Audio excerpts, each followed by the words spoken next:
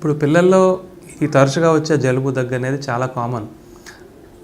ఈ 5 సంవత్సరాల పిల్లల్లో సంవత్సరానికి 6-8 సార్లు మైల్డ్ ఇన్ఫెక్షన్స్ అంటే హాస్పిటల్లో అడ్మిట్ చేయని అవసరం లేని ఇన్ఫెక్షన్స్ రావడం అనేది చాలా కామన్.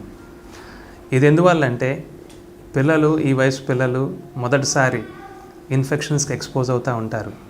అది చైల్డ్ కేర్, నర్సరీ కానీ, డే కేర్ కానీ, స్కూల్కి వెళ్ళడం అయినా అవ్వచ్చు, లేకపోతే స్కూల్కి వెళ్ళే బ్రదర్స్ అండ్ సిస్టర్స్ ఉన్న వాళ్ళ వల్ల వీళ్ళకి ఇన్ఫెక్షన్ ఎక్స్పోజ్ అవ్వడం జరుగుతుంది. వీళ్ళలో ఇమ్యూనిటీ డెవలప్ అయ్యే స్టేజ్లో ఉండడం వల్ల పెద్దోళ్ళ కంటే కూడా వీళ్ళకి ఇన్ఫెక్షన్స్ తరచుగా చూడడం జరుగుతుంది. ఈ చాలా వరకు ఇన్ఫెక్షన్స్ మనకి వైరసెస్ వల్ల ఉంటాయి. కొద్ది శాతం మాత్రం ఈ బ్యాక్టీరియల్ ఇన్ఫెక్షన్స్ కూడా మనం చూడడం జరుగుతుంది. ఒకసారి జలుబుతో మొదలైతే అది మన రెస్పిరేటరీ ట్రాక్ట్, మన శ్వాసకోశ అంతా కూడా స్ప్రెడ్ అయ్యే అవకాశం ఉంటుంది. ఉదాహరణకి జలుబులా మొదలై అది గొంతులోకి స్ప్రెడ్ అయితే మనకి టాన్సిలైటిస్ అవ్వచ్చు. అదే ఇయర్కి స్ప్రెడ్ అయితే ఇయర్ ఇన్ఫెక్షన్స్ అవ్వచ్చు. జలుబు ముక్కులో ఇన్వాల్వ్ అయితే ముక్కు బ్లాక్ అయిపోవడం, నోటితో గాలి తీసుకోవడం, ఇట్లాంటి సిమ్టమ్స్ ఉంటాయి. అదే గొంతులో ఇన్ఫెక్షన్ వస్తే గొంతు నొప్పి, ఆహారం మింగడానికి ఇబ్బంది పడడం, ఇట్లాంటివి ఉంటాయి. అదే చెవికి స్ప్రెడ్ అయితే చెవి నొప్పి, అతిగా ఏడవడం, చెవిని లాక్కోవడం, లేకపోతే చెవిలోంచి చీము కారడం, ఇట్లాంటి సిమ్టమ్స్ మనం చూడడం జరుగుతుంది. అదే ఊపిరితిత్తుల్లోకి స్ప్రెడ్ అయితే మాత్రం న్యూమోనియా వచ్చే అవకాశం ఉంటుంది. ఇందాక మనం చెప్పుకున్నట్టు ఈ సాధారణంగా వచ్చే జలుబు దగ్గు వైరస్ ఇన్ఫెక్షన్స్ వల్ల ఉంటాయి.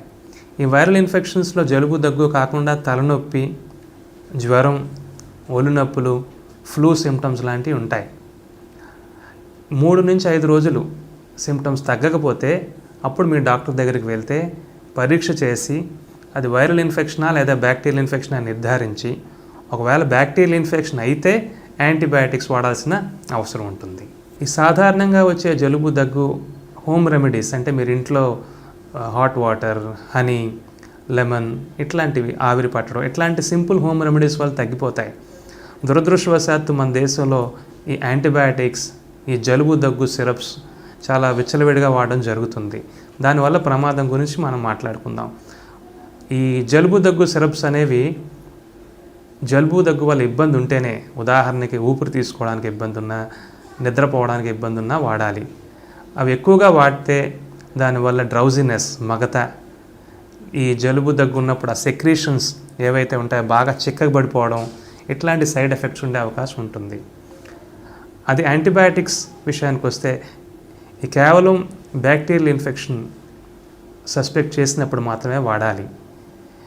ఎక్కువగా యాంటీబయాటిక్స్ వాడడం వల్ల యాంటీబయాటిక్స్ సైడ్ ఎఫెక్ట్స్ కాకుండా ఈ మనం చూసే ఈ యాంటీబయాటిక్ రెసిస్టెన్స్ అంటే ఈ క్రిములు అవి మన యాంటీబయాటిక్స్కి అలవాటు పడిపోయి మనకి అవసరమైనప్పుడు ఆ పనికి రాకుండా అయ్యే అవకాశం మనకి ఉంటుంది.